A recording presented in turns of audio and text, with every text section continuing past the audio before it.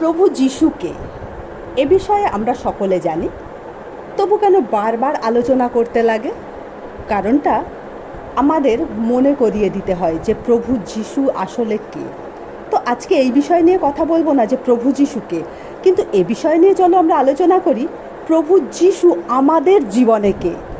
খেয়াল করতে পারলে আমি কি বলছি? প্রভু যিশু আমাদের জীবনে কে।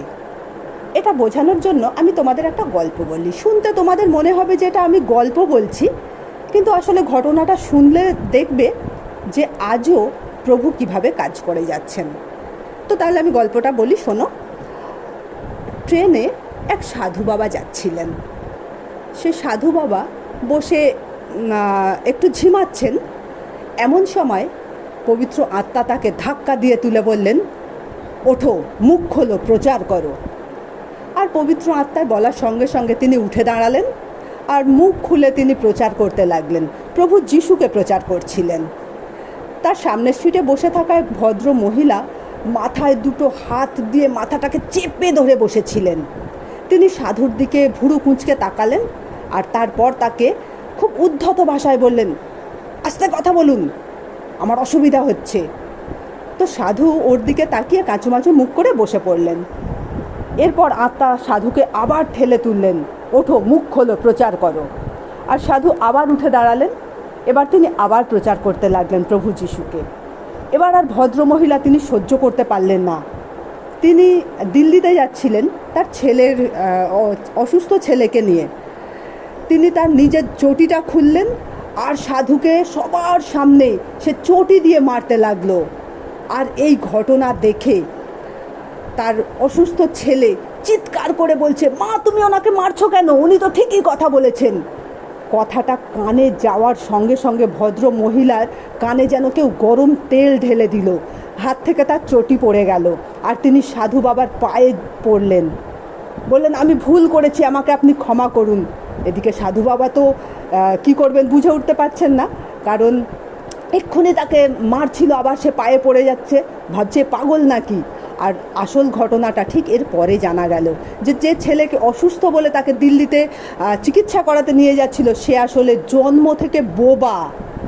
আর এই ঘটনার পরে সে প্রথম সেই দিন তার গলা থেকে স্বর বেরিয়েছিলে, মা, তুমি ওনাকে মারছো কেন? উনি তো ঠিকই বলছেন। ভেবে দেখো, যিশু প্রচার, যিশুকে প্রচার কে আটকে রাখতে পারে? বোবা মুখ খুলে কথা বলবে যদি আমরা চুপ করে যাই। তাহলে তিনি যে আজও জীবন্ত, এটা আর তো বলে দিতে লাগে না, আমাদেরও জীবনে আমরা তার প্রমাণ পাই। এবার আমি বলি যে আমার জীবনে তিনি কে, তোমার জীবনে তিনি কে? আমরা যারা খ্রিস্টান ঘরে জন্মেছি, অল্প আদ্রা যিশুকে জানি এবং যিশুর কথা অন্যকে বলি, আমরা বেশ ভালো লাগে আমাদের বলতে।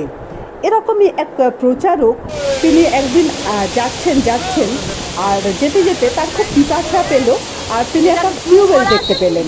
আর দেখছেন যে টিউবওয়েলে একজন মহিলা জল নিচ্ছেন। আর তার তখন যিশুর কথা মনে পড়ে গেল।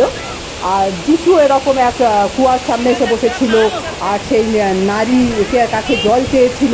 তো তারও খুব যিশুর মতো করে বলতে ইচ্ছা করলো যে আমাকে একটু জল খাওয়াতে পারে। সে যিশুর মতো করে বলতে চেষ্টা করলো। আর সে নারীটাকে যখন তার কলসি থেকে জল দিচ্ছে, তখন তার আরও সে যিশুকে নয়, সে নারীকে বলছে, আচ্ছা, তুমি কি যিশুকে চেনো? আর মহিলা তার দিকে ফ্যাল ফ্যাল করে তাকিয়ে আছে, বলছে, হ্যাঁ, আমি চিনি।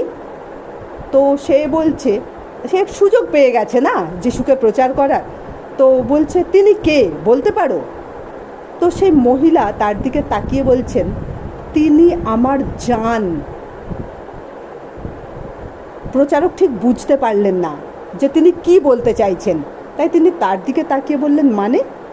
বলছে, মানেটা হলো তিনি আমার জীবন, তিনি না থাকলে আমি নেই, তিনি আছেন বলে আমি আছি। আর সেই প্রচারক যেন প্রচারককে ধাক্কা দিল, নাড়িয়ে দিল, ঝাঁকিয়ে দিল যে যিশুকে তো আমরা এভাবে গ্রহণ করেছি, তিনি আমার সংকটে সহায় হবেন, তিনি আমার প্রার্থনা শুনবেন, আমাকে উত্তর দেবেন, তিনি আমার পাপ ক্ষমা করবেন, আমাকে স্বর্গে নিয়ে যাবেন। কিন্তু এভাবে তো তাকে কোনোদিন দেখিনি যে তিনি আমার জান, তিনি আছেন তাই আমি আছি। কি আশ্চর্য সেই মহিলার প্রচার! অথচ প্রচারক প্রচার করে বেড়ান আর মহিলা ঘরের কাজ করেন।